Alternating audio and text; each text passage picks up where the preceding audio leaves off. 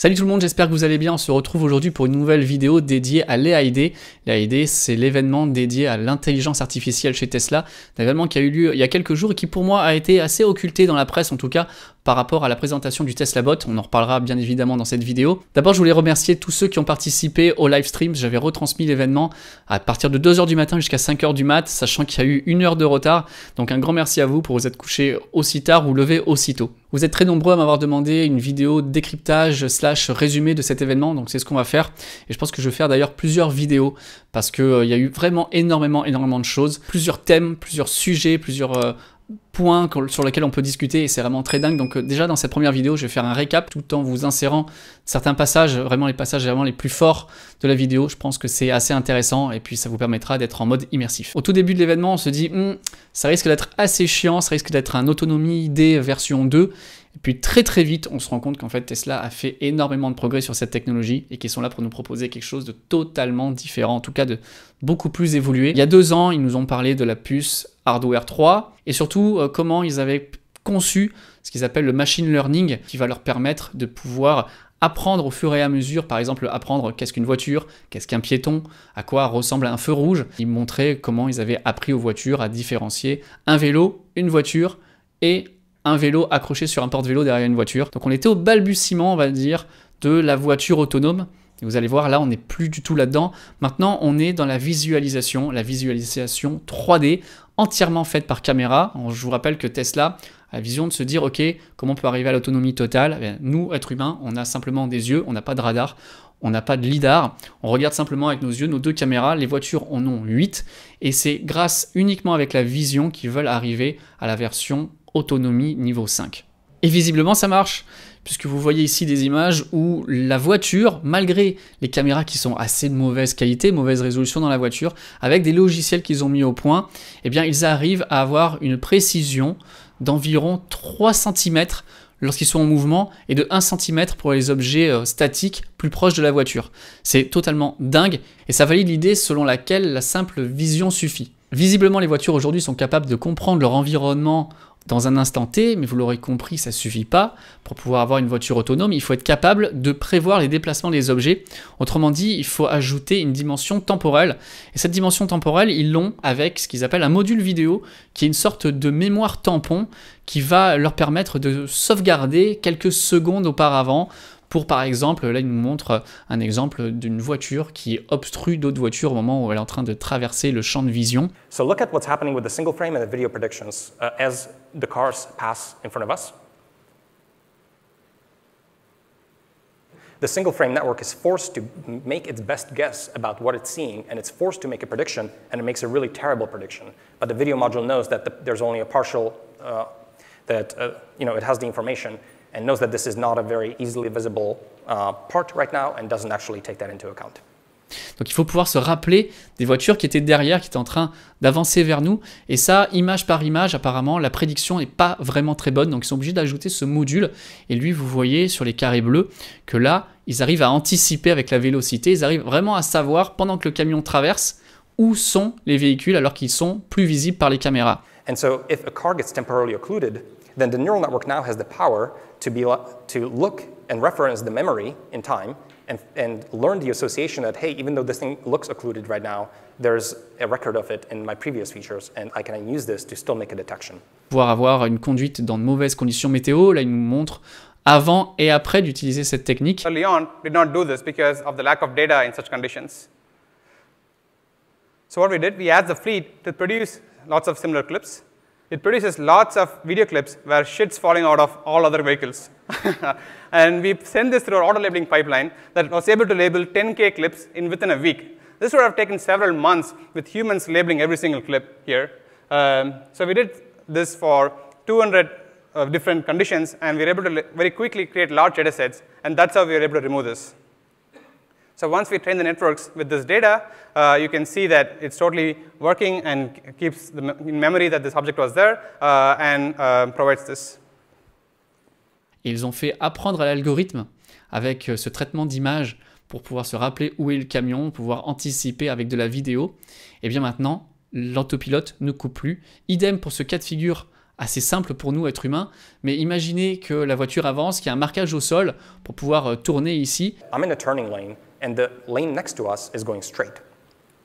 Then it's really necessary to know about the line markings and the signs, and sometimes they occur a long time ago. And so if you only have a time-based queue, you may forget the features while you're waiting at your red light. So in addition to a time-based queue, we also have a space-based queue. So we push every time the car travels a certain fixed distance. Bien, la voiture, à l'instant T, lorsqu'elle est au feu rouge, pourrait ne plus se rappeler que l'on peut tourner à gauche, mais il y a de la mémoire cache maintenant, et ils vont pouvoir sauvegarder cette information via des données vidéo. Et donc ça, c'est une refonte totale. Quand Elon nous disait on a refondu entièrement le système de l'autopilote, je pense que ça en fait partie, et c'est pour ça que l'autopilote n'est pas fonctionnel à 100% aujourd'hui. Le plus important, c'est qu'on en soit capable, et c'est pas capable dans 15 ans, visiblement. C'est qu'une question de mois ou de petites années. Donc ok, les voitures sont capables de voir de manière statique leur environnement à un instant T, elles sont capables de pouvoir se projeter dans le passé et dans l'avenir. Maintenant, il faut être capable aussi d'interagir avec son environnement. Et là, on nous montre un exemple très parlant, je trouve. A second oncoming car arrives now. Since we don't know what's in the mind of the driver, we actually have multiple possible futures for this car. Here, one future is shown in red, the other one is shown in green. The green one is a plan that yields to us. But since this object's velocity and acceleration are pretty high, we don't think that this person is going to yield to us, and they are actually going to go around these parked cars. So autopilot decides that, okay, I have space here, this person is definitely going to come, so I'm going to pull over. So as autopilot is pulling over, we notice that that car has chosen to yield to us based on their yaw rate and their acceleration. And autopilot immediately changes its mind and continues to make progress. On est dans une ruelle étroite où deux voitures ne peuvent pas se croiser. Et nous, on est dans la Tesla, et la Tesla doit à ce moment-là faire des choix. Et là où avant, elle aurait coupé l'autopilote parce qu'elle n'aurait pas été capable de réfléchir assez, eh bien aujourd'hui, elle est capable d'anticiper. Alors par exemple, on a une voiture qui arrive en face. La Tesla va voir que la voiture va trop vite pour se garer et nous laisser passer. Du coup, qu'est-ce qu'elle va faire? Elle voit qu'il y a de la place sur le côté, elle va se garer sur le côté, elle va se stationner sur le côté pour laisser passer la voiture. Sauf que la voiture, arrive à un moment, finalement, elle décide de nous laisser passer nous, elle s'arrête. La Tesla comprend tout de suite le changement de comportement du conducteur en face et reprend sa route et se faufile instantanément. Ils sont capables de reconstituer une scène complètement de manière virtuelle. Regardez plutôt. Finally, we wanted to actually get a Cybertruck into a dataset for the remote radar. Can you all guess where we got this clip from? I'll give you a moment. Someone said it. Yes, it's rendered. It's our simulation.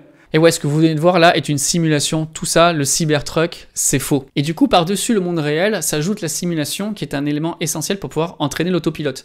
Notamment pour deux choses. La première, c'est des conditions vraiment improbables, j'aurais envie de vous dire, comme là, ils nous font voir des gens avec leurs chiens qui courent sur l'autoroute. C'est improbable, mais peu importe, ça peut exister. Et il faut que la voiture soit capable de réagir dans toutes les conditions possibles. If we find, say, a few examples of something very odd, and there's some very odd pictures we've seen. Then, in order to train it effectively, we want to create simulations, say 1,000 simulations that are variants of that quirky thing that we saw. L'autre truc qui est hyper intéressant, je trouve, c'est qu'ils sont capables de reprendre une situation dans laquelle l'autopilote a planté, ou l'autopilote a foiré. Si vous avez une Tesla, ça vous est certainement déjà arrivé, vous conduisez l'autopilote et à un moment, elle se met à clignoter et l'autopilote se désenclenche, on ne sait pas pourquoi. Parce que la voiture n'a pas été capable de gérer une situation. Alors du coup, quand ça désenclenche, il faut bien comprendre une chose, c'est que Tesla a des alertes et ils vont récupérer certaines de ces données pour savoir pourquoi l'autopilote s'est désenclenché. So actually, we want to recreate any failures that happens to the autopilot in simulation so that we can hold the autopilot to the same bar from then on. So here, on the left side, you're seeing a real clip that was collected from a car. It then goes through our auto-labeling pipeline to produce a 3D reconstruction of the scene along with all the moving objects. With this, combined with the original visual information, we recreate the same scene synthetically and create a simulation scenario entirely out of it. Ils sont capables, avec leur logiciel, vous voyez ici, de reconstituer la scène en virtuel et de rejouer encore et encore et encore et encore le film pour pouvoir faire en sorte d'améliorer l'autopilote pour que la prochaine mise à jour, l'erreur ne se reproduise plus. And then when we replay autopilot on it, autopilot can do entirely new things and we can form new worlds, new outcomes from the original failure. Et encore pire que ça, ils sont capables de créer des variantes différentes d'une situation qui a été connue par un utilisateur. Ironically, the better our cars become at avoiding accidents, the fewer accidents there are, so then our training set is small, so then we have to make them crash in the simulation. Je ne vois pas qui va être capable d'aller plus vite que Tesla. Là, ce qu'ils sont en train de faire, c'est un petit peu, vous savez, dans Avengers, quand Doctor Strange arrive à regarder toutes les possibilités avant qu'elles n'arrivent, et c'est comme ça qu'il connaît la seule façon de pouvoir vaincre Thanos. C'est exactement ce que fait Tesla. But we're going to try whatever we can do to get to the point where we can train everything just with the simulator if we had to, but we will never have to because we have so much real-world data that no one else has. It's just to fill in the little gaps in the real world. Tout ceci nécessite donc une énorme puissance de calcul, tant dans la voiture, et ça nous a été présenté il y a 2 ans avec la puce Hardware 3, mais également ils ont besoin d'énormes serveurs pour entraîner le réseau. Et c'est là que Tesla doit arrêter d'être considéré comme un simple constructeur automobile. On voit sa capitalisation boursière entre 600 et 700 milliards, il la compare toujours uniquement avec les autres constructeurs auto. Non, Tesla, c'est une boîte de tech, c'est une boîte de technologie, c'est même une boîte de robotique. What we want to show today is that Tesla is much more than an electric car company. Et on le voit, hein, les voitures Tesla sont quoi d'autre que des ordinateurs avec des roues. Et c'est là qu'on arrive à la deuxième partie de la présentation qui a été complètement passée sous silence par les médias et qui est pourtant incroyable. C'est là qu'on va parler d'informatique à l'état pur. Today, we're running over 1 million evaluations per week on any code change that the team is producing. And those evaluations run on over 3,000 actual full self-driving computers that are hooked up together in a dedicated cluster. And today, we're barely shy of 10,000 GPUs, which, just to give you some sense, in terms of number of GPU, is more than the top 5 publicly known supercomputers in the world. Alors voilà, on apprend comme ça au détour d'une conversation que Tesla n'est que le numéro 1 en termes de machine learning, en termes de puissance de calcul. Alors, on ne sait pas bien si c'est juste le numéro 1 ou est-ce que ça veut dire qu'ils sont premiers avec la somme combinée des 5 premiers. Je ne sais pas trop, mais en tout cas, ils ont 3 data centers et plus de 3000 ordinateurs qui travaillent. But that's not enough, and so I'd like to invite Ganesh to talk about the next steps. Mais visiblement, c'est pas assez encore, et c'est là qu'intervient Dojo.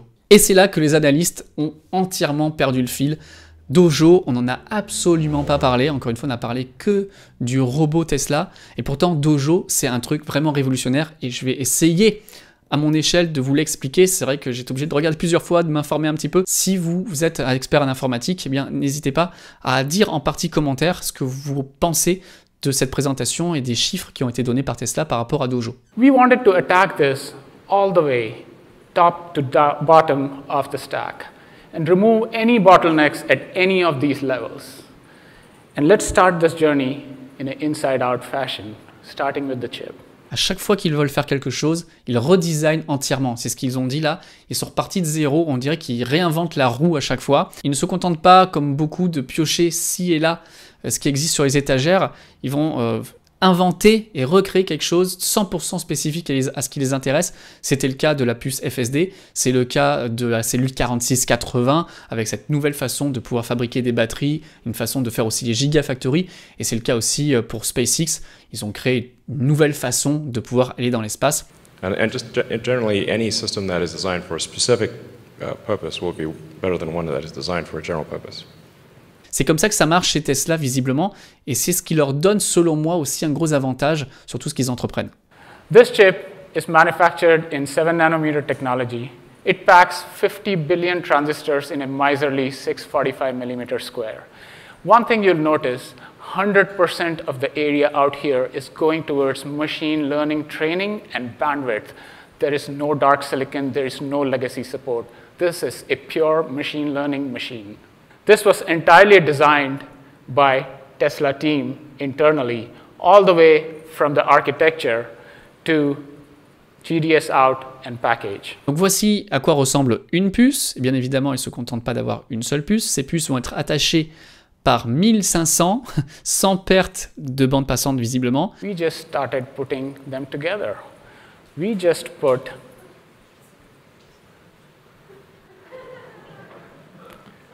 500,000 training nodes together to form our compute plane. This is 1,500 D1 chips seamlessly connected to each other. Créant une grappe, et ils vont ajouter 25 grappes, et 25 grappes plus tard, on a une tuile, cette tuile de 36 terabits de bande passante par seconde. It's unprecedented. This is an amazing piece of engineering. It's a 9 petaflop training tile. This becomes our unit of scale for our system.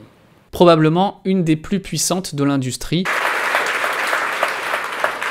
I can't believe I'm holding 9 petaflops out here. Ils nous disent qu'elle peut faire 9 betaflops, et un flops, c'est une unité de mesure de rapidité de calcul par seconde. Cette tuile, on ne va pas la laisser toute seule, on va être capable d'en ajouter, et tout ça mis bout à bout donne Dojo. We integrated these tiles seamlessly all the way through, preserving the bandwidth. There's no bandwidth divot out here. There's no bandwidth cliffs. All the tiles are seamlessly connected with the same bandwidth. And with this, we have an exapod. This is 1 exaflop of compute in 10 cabinets. It's more than 1 million training nodes that you saw. We paid meticulous attention to that training node, and there are 1 million nodes out here with uniform bandwidth. Et d'après eux, Dojo sera à coût égal 4 fois plus puissant, 30% moins gourmand en énergie et 5 fois plus compact que ce qui se fait de mieux actuellement sur le marché. It'll be a fastest AI training computer, 4x the performance at the same cost, 1.3x better performance per watt, that is energy saving, and 5x smaller footprint.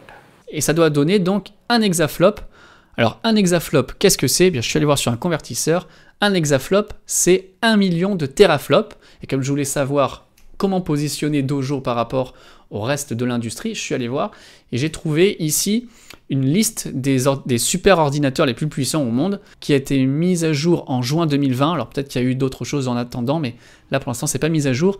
On nous parle du premier qui est le supercomputer Fugaku qui a été fait par Fujitsu au Japon. Il a une vitesse de calcul d'environ 515 000 teraflops par seconde, donc visiblement Dojo serait 2 fois plus puissant que le premier, sachant que le deuxième c'est américain, c'est IBM qui a fait ça, lui il est à 200 000, et que le troisième c'est aussi IBM, il est à 125 000. Donc si on cumule les 3, 4, voire 5 premiers super ordinateurs, on arrive à peine à la puissance de Dojo. Et est-ce qu'avoir le super ordinateur le plus puissant d'un facteur 2 leur suffit? Bien non, puisqu'ils ne vont pas s'arrêter là, ils ont déjà en visu la possibilité de pouvoir avoir une nouvelle version qui serait 10 fois plus puissante que Dojo version 1. We have a whole next generation plan already. We are thinking about 10x more with different aspects that we can do all the way from silicon to the system again. We will have this journey again. We are recruiting heavily for all of these areas. Thank you very much. On m'a dit dans les commentaires que ça avait l'air d'être l'événement le plus ennuyeux de tous les événements Tesla Day. Mais il faut bien comprendre que ce n'était pas un événement qui était pour nous. Basically, I want to encourage anyone who is interested in solving real-world AI problems at either the hardware or the software level to join Tesla or consider joining Tesla. C'est un événement qui était là pour faire du racolage massif pour tous les ingénieurs et pour tous les étudiants qui sortent d'écoles d'ingénierie du monde. Et c'est d'ailleurs ce qu'ils ont dit à la fin. Ils ont dit « et on recrute massivement ». Ils l'ont dit même plusieurs fois, on n'a pas assez de personnel pour pouvoir traiter les images. Donc voilà, l'idée, elle est vraiment là. L'idée, c'était de montrer ce qu'ils sont capables de faire pour pouvoir donner envie à tout le monde de venir travailler chez Tesla. Alors je pense que honnêtement Tesla aurait pu s'arrêter là, je pense que ça donne assez de boulot aux ingénieurs comme ça et qu'il y a déjà de quoi faire pour les années à venir. Mais Elon est remonté sur scène, il nous a présenté à la manière de Steve Jobs en son temps un One More Thing. Alors ça a été ce qui a été le plus médiatisé, il fallait aussi que quelque chose ressorte dans les médias de cette présentation. Il nous a présenté, je pense aussi, la chose qui sera à la plus long terme pour Tesla, mais c'est bien aussi de commencer à y bosser tout de suite. C'est ce qu'ils appellent le Tesla Bot.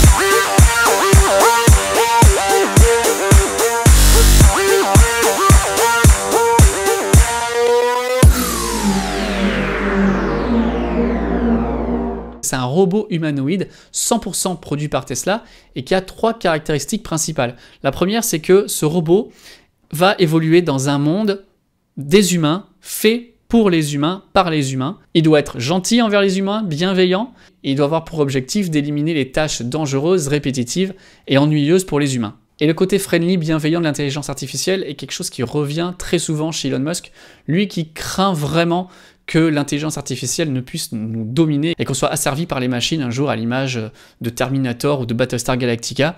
Donc il a vraiment peur que les Cylons contre-attaquent et c'est pour ça que c'est assez amusant. Pendant la présentation, il nous a dit que le robot serait moins fort que nous et qu'il courrait à 5 miles par heure, donc ça fait environ de 7 km/h, afin que l'on puisse le distancer si jamais il y a un problème. At a physical level, you can run away from it.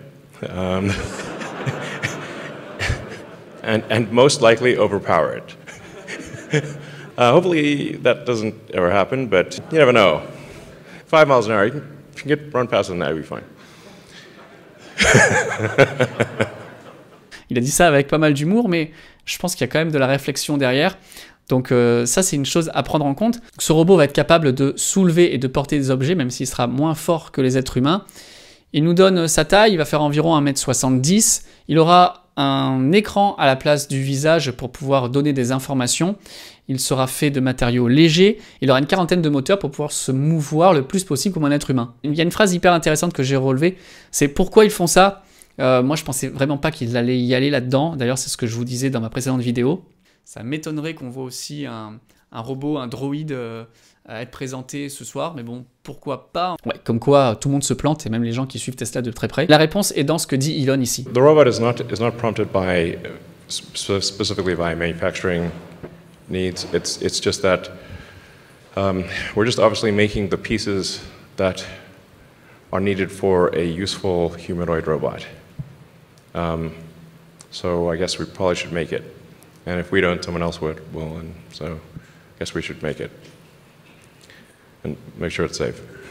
Voilà, ils sont bien conscients chez Tesla que la technologie évolue, que de toute façon, on va y passer à la robotique, à la cybernétique, et du coup, ils préfèrent le faire eux-mêmes pour être sûr que ça soit fait de manière intelligente et de plus sûr possible pour l'humanité. Il y a énormément d'implications par rapport à ça, au point de vue social, au point de vue santé, au point de vue économique. On pourrait en parler pendant des heures, donc je voudrais vraiment faire une vidéo séparée pour voir comment notre vie pourra évoluer, avoir des robots, avoir des droïdes à nos côtés, comment ça pourrait changer les choses, en bien comme en mal. Donc voilà, on fera une vidéo séparée spécialement par rapport à ça.